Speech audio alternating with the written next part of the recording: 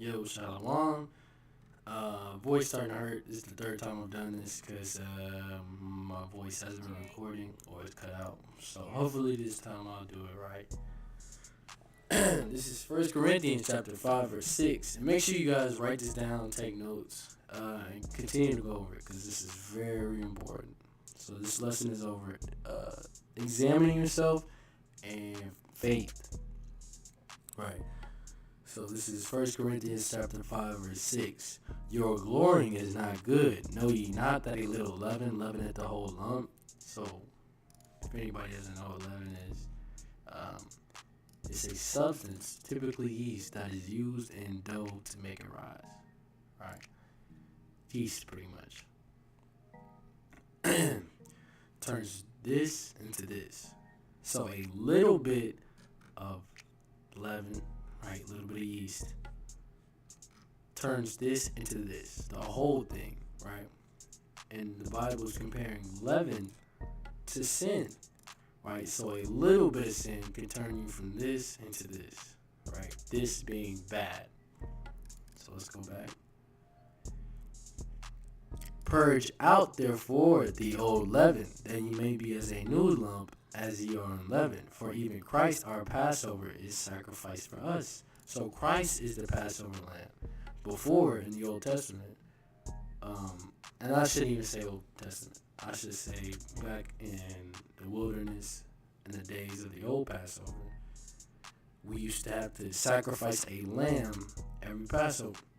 But instead of doing that, now Christ is our Passover lamb. You understand? That's why they call him the Lamb. Therefore, let us keep the feast, not with old leaven, meaning not with old sin, neither with the leaven of malice and wickedness, but with the unleavened bread, without sin, of sincerity and truth, meaning to keep the law with sincerity and truth. Why is it important for us to keep the feast of Passover? And this is the New Testament, right? Telling us to keep the feast of Passover. So he's saying, keep the feast with sincerity and truth, meaning keep the law, right? Because what is sin? Right? And a lot of people don't know what this is, so we're gonna go ahead and go over it and see what sin is. 1 John 3 and 4. Whosoever committed sin transgresseth also the law, for sin is the transgression of the law. So if you're sinning, you're doing what? Breaking the law. Right? The law says don't eat pork. You eat pork, you're sin. Right? The law says let's not lie with each other, or lie to each other and deal with each other deceitfully. If you're lying or dealing deceitfully, you're sinning. So when we keep the feast, we need to make sure that we're not in the midst of sin, that we're repenting and keeping it with truth. Let's see why. And let me come to Exodus 12 real quick, just to give you an example of where the leaven came from. I'm going to start at 15. 7 days shall you eat unleavened bread. Even the first day shall put away leaven out of your houses. For whosoever eateth leavened bread from the first day until the seventh day, that soul shall be cut off from Israel. So it is very important to observe the feast of unleavened bread, which is, I think it's before the Passover. Yeah. Let's go back to 1 Corinthians 11 and we're going to start at 24. And if we're going too fast, slow it down, or not slow it down, but pause it, take your notes, go over it, go into the Bible, see it for yourself. Or you can follow along here, but just make sure you're taking notes, writing all this down. So this is 1 Corinthians 11 and 24. And when he had given thanks, he brake it and said, take, eat, this is my body. This is what Christ is saying, right? Which is broken for you. This do in remembrance of me. After the same manner also he took the cup when he had supped, saying, this cup is the new testament in my blood. This do ye as oft as ye drink it in remembrance of me. So now we're eating of his body, right? The cup, which would be in remembrance of his blood, and the bread in remembrance of his body, right? For what? For the sacrifice he's making for us. For as often as ye eat this bread and drink this cup, ye do show the Lord's death till he come. Meaning, you acknowledge that he died and he rose, right? Until he comes back. You're acknowledging this, right? But let's see why it is important for us to not be in the midst of sin when we're taking part of the Passover feast, and we're not in sin when we're eating and taking of the cup in remembrance of Christ. Wherefore, whosoever shall eat this bread and drink this cup of the Lord unworthily. What does it mean to drink it unworthily? Meaning, I'm sleeping with animals, like I'm sexually involved with animals, I'm stealing, you know what I'm saying? I'm not honoring my parents, I'm not keeping the Sabbath day, I'm fornicating, I'm buying and selling or cooking with fire on the Sabbath. If you do this and drink of this, ye shall be guilty of the body and blood of the Lord. But let a man examine himself, meaning, man, you know what? Passover's coming up. This past year, I've been going off, man. I've been being wicked. So, man, you know what I'm saying? It's not. I shouldn't do it because I don't want to be guilty of the body and blood of the Lord. But if I examine myself and I say, you know what? I've been doing pretty good. I've been keeping the commandments. I've been studying, right? I've been taking the Lord seriously. And so let him eat of the bread and drink of the cup. For he that eateth and drinketh unworthily eateth and drinketh damnation to himself, not discerning the Lord's body. So it is very important that you are not eating and drinking in the midst of sin unworthily, so you don't damn yourself. You need to get right, fast and pray, and change your ways, right? Because you see what they do in the Christian church. Christian church communion. That's what they call it, right? The communion. Where they all take part of this. A lot of them is wicked as hell, man. Look at that.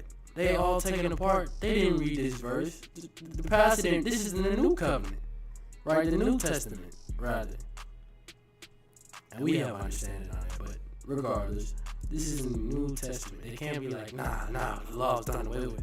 We just read that Christ, he said for us to examine ourselves and make sure we're not in the midst of sin. Right? And look at that. They got the unleavened bread, and they got the water, or not the water, but the wine, and similitude of Christ. And they're all doing this. You know what I'm saying? He bought on the Sabbath, and, you know, not to judge them, because they don't know. Right? They don't know what's going on. But, man, this world is just, nobody has a true understanding. Like, they worship this image. That's not what Christ looked like. That's not what the angels look like. Alright? It's ridiculous. What the hell? But anyhow, let's keep going. That's it on that, right? This is 2 Corinthians 13:5. Examine yourself. We just read that. You're going to see it's all throughout the Bible. He says to examine yourself whether ye be in the faith. Why do you need to examine yourself to see whether or not you're in the faith? Because if you are in the faith, you're going to trust what God says and realize that what he says is for your benefit, right? If God said, I'm not supposed to be homosexual, I believe that's for my benefit, right? To multiply myself, to have kids, to have a generation, to have my legacy live on. God said for me to submit to the elder that I submit myself to.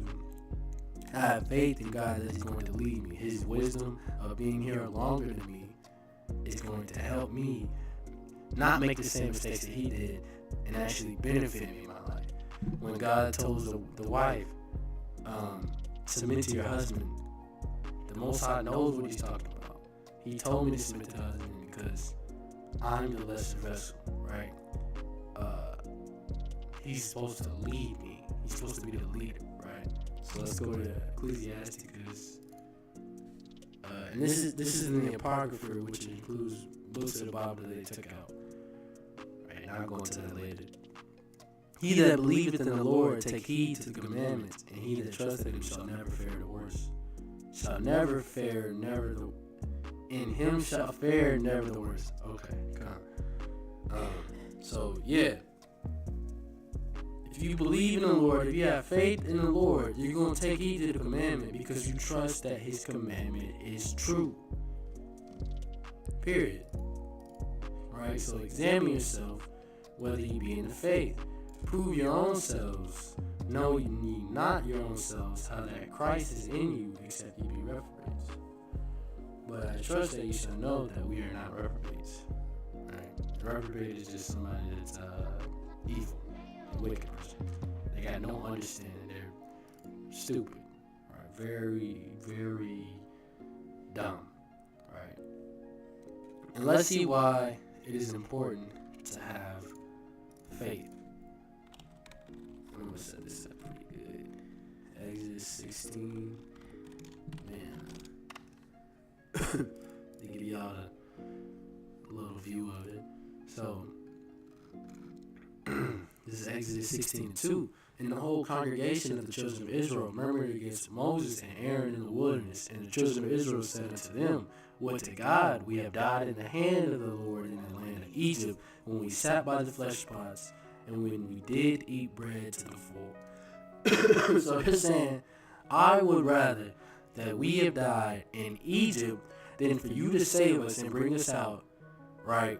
Because in Egypt we had bread to eat to the full. We were always full. For ye have brought us forth into this wilderness to kill this whole assembly with hunger. So he's saying, children of Israel are murmuring against Moses and Aaron, saying underneath their breath, man, we should have stayed in Egypt. We should have just died in Egypt. At least we would have food, but we out here in this wilderness. It's hot in this country, and all these mosquitoes and these bugs, man, and we hungry. You trying to kill us with hunger. Now, why would the Lord do that? All right, let's keep reading. Verse 4. Then said the Lord unto Moses, behold, I will rain bread from heaven to you for you, and the people shall go out and gather a certain rate every day, that I may prove them whether they walk in my law or no. So he's going to make it rain bread from heaven. A miraculous, magnificent miracle. Right? And it's going to prove them. Let's see how. And it shall come to pass that on the 6th day they shall prepare that which they bring in, and it shall be twice as much they gather daily. So we're going to jump down to verse. You can read it, but just for the second time, go ahead and jump down. And this is verse 12. I have heard the murmurings of the children of Israel, speaking to them, saying that at evening time, you shall eat flesh, and in the morning you shall be filled with bread, and you shall know that I am the Lord your God. And it came to pass that at even the quails came up and covered the camp, and in the morning the dew lay round about the host. And when the dew that lay was gone up, behold, upon the face of the wilderness there lay a small round thing, as small as the hoarfrost on the ground. Right.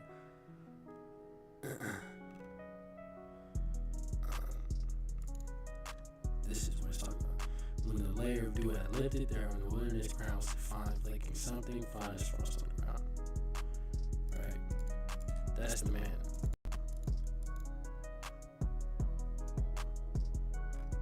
Just to give you an example. This is what the children of Israel look like in the wilderness.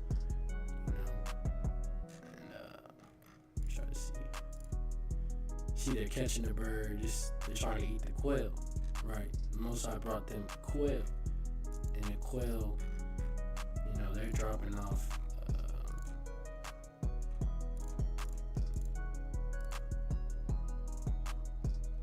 That's what I'm saying. This is just to give you kind of an image that they can have. Of course, they weren't so-called white people. White people cannot survive in this environment. No disrespect to them, but they just can't do it. Good pictures though. That's what I'm saying. So let's keep going. And when the children of Israel saw it, they said one to another, "It is manna," for they wist not what it was. Let's see what. See, I wonder if they have definition.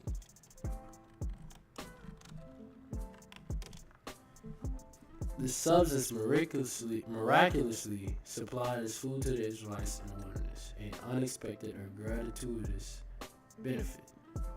Spiritual nourishment, especially their. Yeah, I don't know what that is. And it's a lot of similitudes. Manna is just food, pretty much. But it also can mean like spiritual wisdom and understanding. But let's keep going. They called it manna because they had no clue what it was, pretty much. So manna just means food. And Moses said unto them, "This is the bread which the Lord had given to you to eat. This is the thing which the Lord had commanded. Gather of it every man according to his eating, an omer for every man according to the number of your persons. Take ye every man for them which are in his tents." And the children of Israel did so, and gathered, some more, some less. And when they did meet it with an omer, he that gathered much had nothing over, and he that gathered little had no lack. They gathered every man according to his eating. So they had just enough to fill themselves, right? Let me see.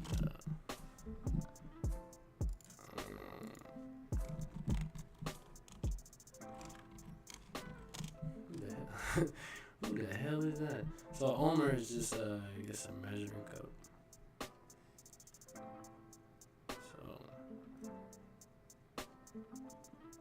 So they gathered one every day, and then two on this day, and they, right? Because you don't gather on the Sabbath. So yeah, two this day. So with that being said, let's keep going. And the children of Israel did so, and gathered some more, some less. Verse 19. And Moses said, "Let no man leave of it till the morning." Notwithstanding, they hearkened not unto Moses, but some of them left of it until the morning, and their bread worms and stank, and Moses was wroth. So they're in their mind thinking, man, I'm gonna save some of this for tomorrow, man. I'm gonna be hungry tomorrow. Man, I can't go tomorrow without eating. I gotta eat tomorrow. So, man, forget what he talking about. I'm finna save it, right? Having no faith, right? They could have ate all of it. No food would have been waste. Nobody would have been hungry because they would have had enough food. But said, no, we're going to save it. Right? And their lack of faith is the reason why they did that. They didn't follow the commandment because they lacked the faith. So if you lack faith, you're not going to follow the commandments that the Most High said. So with that, I'm going to say Shalom, which means peace and blessings in Hebrew. Let me show you. Spelled. Peace be unto you. Greetings, peace to you. So